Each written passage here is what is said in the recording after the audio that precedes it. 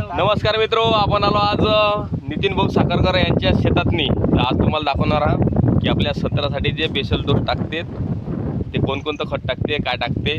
वाई करून झालेली आहे, ताण नाही बसल्या, अवकाळी पाणी आल्यामुळे ताण नाही बसलं म्हणून ते आता खत टाकणं चालू आहे. तर आज हे तुम्हाला दाखवणार. आणि हा ट्रॅक्टर आपला हिवराला यायचा मुंदे भाऊचा. हे मुंदे भाऊ तुमचं नाव सांगा. सतीश रमेशराव मुंदे. आपल्याकडे खत टाकायची मशीन आहे आणि नितीन भाऊ साखरकर यांच्याकडे शेतामध्ये आज चालू आहे. नमस्कार नितीन भाऊ. नमस्कार नमस्कार. काय काय टाकलं, काय काय पेशल तो भरला तुम्ही सांगा आम्हाला. दाखवा लवकर. मग बघितलं बेसल ग्रुप नाही 10-26-26 सुपर फॉस्फेट आणि वरिताची ॲग्रोकिट आणि खत आणि खास करून नाही काय शेतकऱ्यांसाठी ढिंच्या आपण सुद्धा टाकलेला आहे बगीच्यातली 10 बॅगा.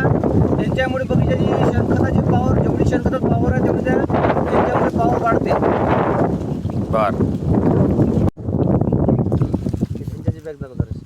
मित्र बघू शकता तुम्ही, हे ढिंच्याचं बी टाकलेलं आहे आणि पेशल डोस खत बी टाकलेले आहेत. मी त्या ढिंच्यामुळं वाराची क्वालिटी वाढते, हिरवपणी त्याला रोटर मारून बारीक करावं लागते.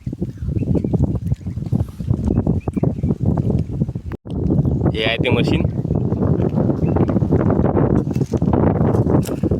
जसं ढाल्यासारखं येत टाकलेलं आहे सध्या खत. थोडंसं खत आणि ढिंच्यासोबतच टाकलेलं आहे.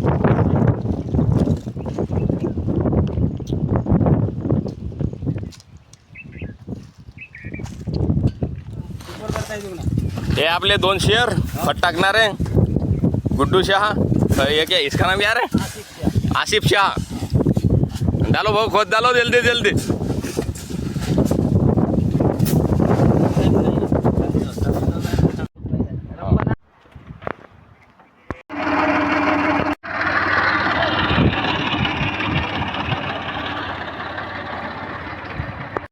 मित्रो, हा गेअर, त्याचा गेअर चालू करायचा.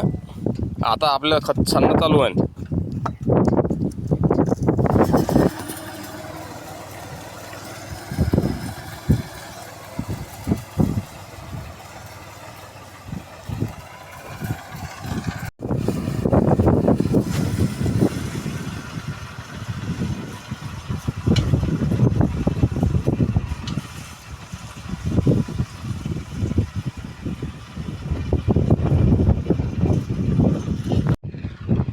या प्रकारे जमिनीवर खत पडले जाते, बघू शकता तुम्ही.